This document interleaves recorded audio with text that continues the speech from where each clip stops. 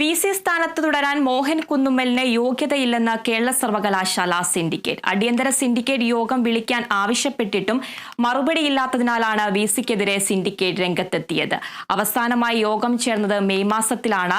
2 മാസത്തിലൊരിക്കൽ യോഗം വിളിക്കണം. VC സർവകലാശാല നിയമങ്ങൾ ലംഘിക്കുകയാണെന്നും സിൻഡിക്കേറ്റ് ആരോപിക്കുന്നു.